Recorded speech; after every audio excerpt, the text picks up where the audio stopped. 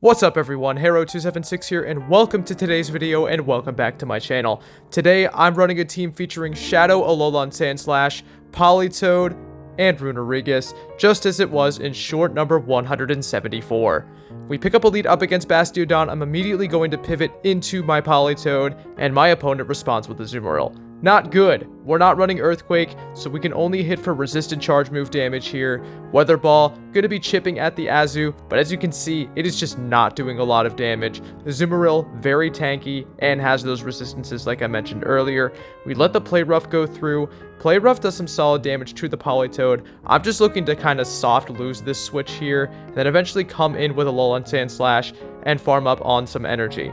Going for another Weather Ball here. Weather Ball going to be chipping at the Azu a little bit again, and Azu is starting to get lower and lower in health. So I'm hoping that this next Weather Ball can put it in a range where we can farm down. Unfortunately, not going to be the case. So I'm going to have to let Politoed go down. I'm going to come in with ALOLAN, SANDSLASH after waiting my switch clock, since if Azu is running Ice Beam and Play Rough, all those moves are going to be resisted. I'm just going to throw the Ice Punch right here, and hopefully this is enough to KO the Azu. Ice Punch is not going to be enough to KO the Azu, and they will reach a move. However, this is just an Ice Beam here. Ice Beam is double resisted. We let that go through just fine. Bastiodon comes back in. I'm going to farm up a bunch of energy. I try to catch on to Runerigus, but they hold on to their energy, and it's Skarmory in the back. So this might actually be doable. We're going to go for the Shadow Ball here. A lot of my opponents love to try to call the Sand Tomb bait, but they get hit with the Shadow Ball. That does a lot of damage to the Skarmory. I'm going to shield up the Sky Attack because I think from this range, I'm going to be able to farm down. Shadow Claws are chunking at the Skarmory. Runerigus is able to farm down, and it's just that Bastiodon left. I'm going to bait here with the Sand Tomb. My opponent is going to shield it out of respect. We can let the move go through here because we have the Bulldoze stored on ALOLAN, SANDSLASH. However, they just go for the Stone Edge, so it will not KO from this health range. Going for another Sand Tomb. Sand Tomb is likely going to be getting that second shield from the opponent. And can we reach a Shadow Ball in time? Yes, we can. Runerigus is too tanky. Going for that Shadow Ball. Shadow Ball gets the Bastiodon low. We combo play with the ALOLAN, SANDSLASH. Bulldoze is going to be enough to take out the Bastiodon from this health range and give us the win. We're going to move right along into the next game, and we got ALOLAN, SANDSLASH leading into a Miltank.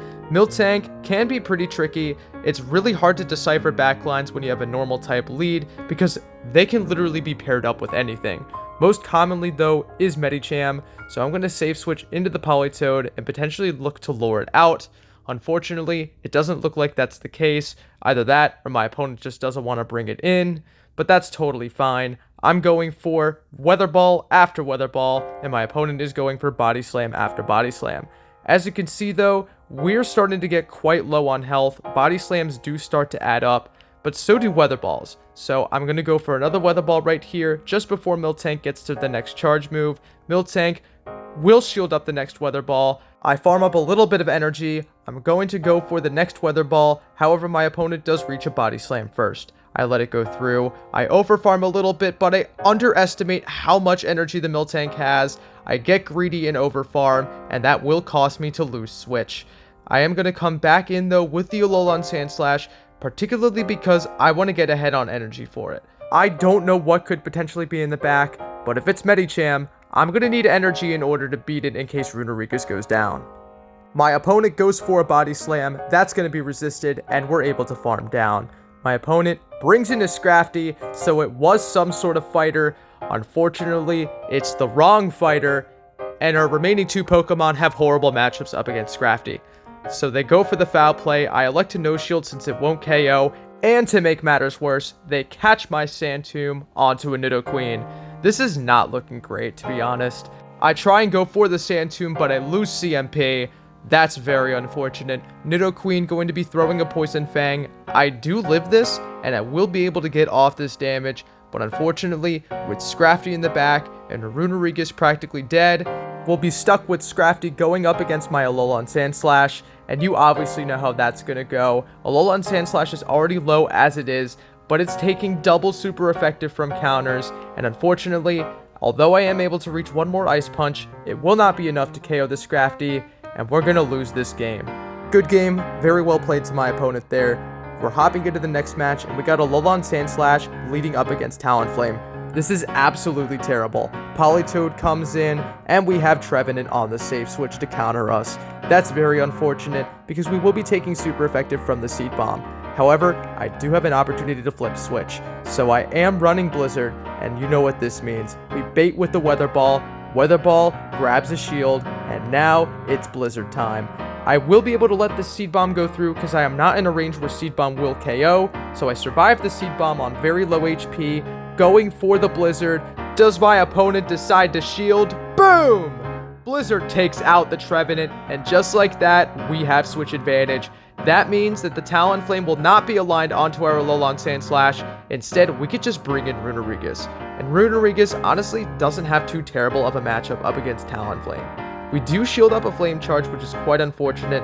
Going for a Sand Tomb bait right here. Sand Tomb grabs the shield. Unfortunately, Talonflame is able to reach a move, but they only go for a Flame Charge. That's not going to be enough to take me out. Nidoqueen in the back. We're going to make a switch and catch the double resisted Poison Fang onto our ALOLAN SANDSLASH. ALOLAN SANDSLASH, with that steel typing, able to double resist the Poison Fang damage right there. And just before they get to the Earth Power, I'm going to throw an Ice Punch.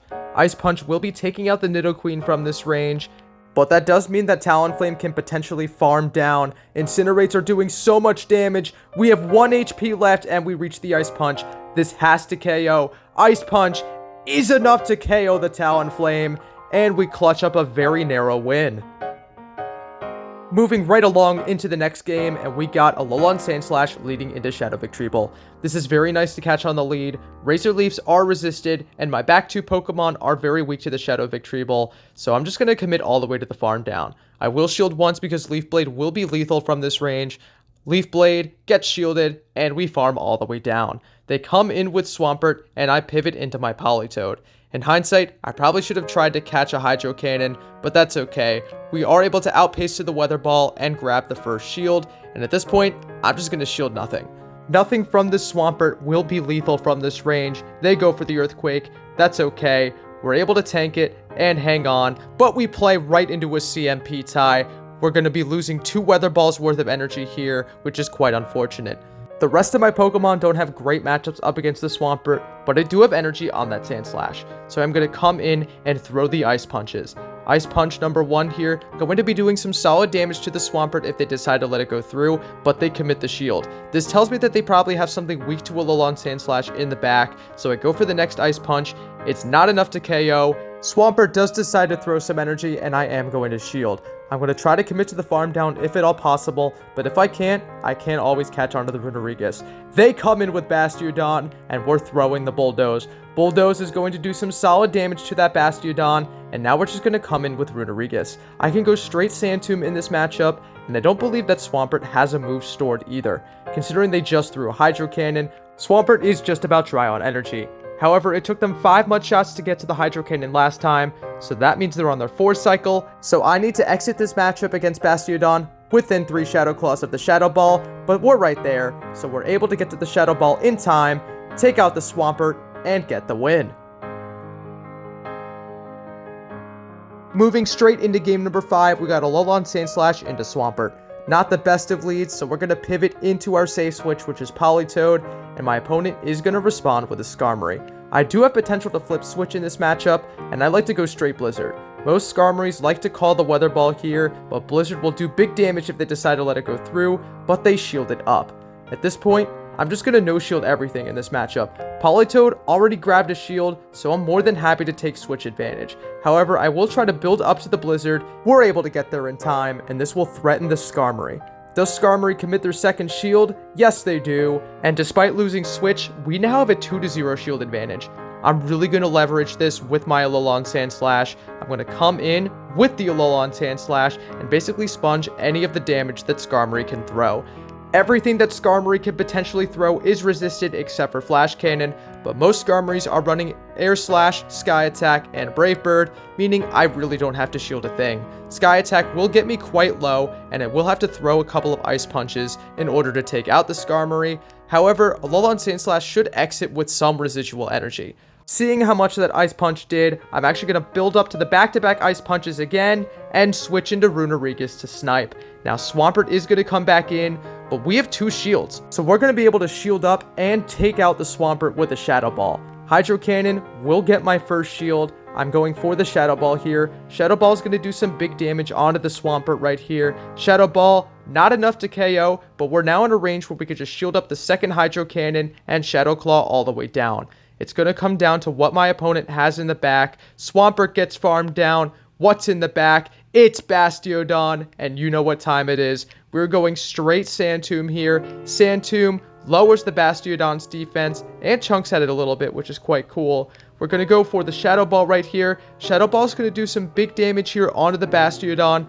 Bastiodon gets into the yellow. Bastiodon has to throw to take me out, but Runerigus is healthy enough where any one move will not KO. So they go for the Flamethrower. It will not KO from this range. Smackdowns are resisted, enabling us to get to another Shadow Ball and take out the Bastiodon. Runerigus puts in a ton of work, giving us the win and the 4-1 set. And now just for some bonus battles, we have 3 lined up for you today, starting with a lead into Galarian Stunfisk. I'm going to immediately safe switch into Politoed, but my game stutters for a little bit, which means now I'm behind on energy. But we're met with yet another Trevenant, which means we have the potential to flip switch in this matchup. I'm going for the Weather Ball. Does Weather Ball grab a shield? It does not, and that's quite sad. Trevenant does overfarm a little bit, and we play into a CMP tie. I'm perfectly content shielding if this means I can get off the next Blizzard. I will get to the Blizzard in time. I'm really hoping that Trevenant decides to let it go through against all hope, and boom! Trevenant does decide to let it go through, and now we have switch advantage. At this point, my opponent is hesitating. They come back in with the Galarian Stunfisk. They must be incredibly weak to Politoed in the back. Politoed going for the Weather Ball. Weather Ball chips at the Galarian Stunfisk and brings it below half health. I'm going to let this next move go through. If they go for Rock Slide, it will not KO. We survive with 1 HP and reach the Weather Ball. This will probably grab a shield from that Galarian Stunfisk, and now we could just bring in Runerigus and absorb the energy. At this point, Galarian Stunfisk has to Earthquake to do any meaningful damage, which is going to waste a ton of energy on their part. Runerigus is able to tank the Earthquake. I do get a little bit greedy here. I enable them to get to a Rock Slide, but I do not have to shield this. Rock Slide will not KO from this range, and now I'm just going to get up to the back-to-back Sand Tombs, throw the first Sand Tomb. Galarian Stunfisk is going to let it go through, and it's Swampert in the back. This is a little bit sketchy.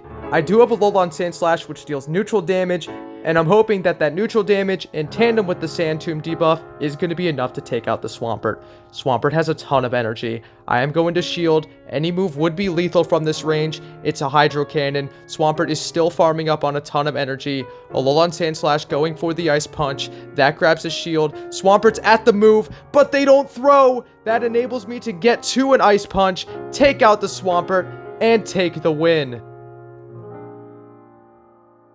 Hopping into the penultimate match, leading ALOLAN SANDSLASH into Unnovan Stunfisk. All of the team does pretty well up against Unnovan Stunfisk, and in hindsight, I really should be switching into Politoed, but I instead decide to catch a Mud Bomb, and this way, Unnovan Stunfisk is able to waste their energy. Unnovan Stunfisk will be able to hit for super effective damage back with a Discharge, but I'm able to reach a Weather Ball first. Weather Ball is going to be doing some solid damage, but they decide to shield it up, and that's honestly fine by me. Discharge will not be enough to KO from this range. Unnovan Stunfisk doesn't hit very hard, so we're able to tank the Discharge, and my opponent comes in with a Medicham, and I'm very happy they did this. With my switch timer ready to come back up and theirs depleted, it's basically like we won switch advantage, because now we can align our Runerigus onto the Medicham, and this is a great matchup for Runerigus. We can even let the first move go through. One move is not going to be lethal from this range. They go for the Ice Punch. It does some nice chip damage. I'm going to go for the Shadow Ball right here. Shadow Ball will be enough to take out the Medicham if they let it go through. They let it go through, and they bring back in the Unnovan Stunfisk. This is not a great matchup for Unnovan Stunfisk, especially because Discharge is double resisted, and Sand Tombs will lower the defense, so they probably don't have a great response to Runerigus in the back. I'm going to start shielding up for that reason. Mud Bomb would be doing some chip damage, and now at this point, I'm going to shield up the next Mud Bomb. They showed me they don't have a good response to Runerigus, so I want to preserve its health if at all possible. They have Talonflame in the back, and I'm very glad I shielded up. At this point, I'm going for the Shadow Ball. Shadow Ball will nearly one-shot from this range. Shadow Ball puts it into a range where I can just come in with the ALOLAN Sandslash, overfarm a little bit, and go for the Ice Punch. Ice Punch will take out the Talonflame from this range. All that's left is the Unova Stunfisk. If they reach a Mud Bomb, we would be able to tank it, but it doesn't matter because we reach the Ice Punch. This will KO the Unova Stunfisk and give us the win. Alrighty, and I've saved the best battle for last. ALOLAN Sandslash leading into Altaria. This is a very beautiful lead for us. My opponent is going to safe switch into a Unova Stunfisk. I'm going to farm up some energy on ALOLAN Sandslash before catching the Rock Slide on a Politoed. This is non-lethal from this range. Rock Slide only does about a quarter health. And now, I'm going to go for that Weather Ball. Weather Ball will hit for super effective in this matchup. G-Fisk is going to let it go through. And now we're just going to go for another Weather Ball. G-Fisk is able to reach a move first, and I will commit a shield just in case it's the Earthquake. Earthquake would be taking us out, but we do prevent it from coming through. I'm now going to overfarm to the back-to-back Weather Balls, look to fire it off on the G-Fisk, and this should take out the G-Fisk if they decide to let it go through, which they do. Altaria comes back in, but do they expect the Blizzard? Ladies and gentlemen, please prepare your headphones. Blizzard incoming. Boom! Takes out the Altaria. Deoxys defense in the back. My opponent surrenders, and that is game, set, and match. Overall, I had a blast using this team, and although I didn't climb too high with it, I only gained like 15 points on the day, it was quite fun to use. ALOLAN Sandslash is definitely a very cool pick, pun intended, and landing those Blizzards with the Politoed on those unsuspecting Trevenants and Flyers was definitely very nice. Anyways, thank you guys so much for watching.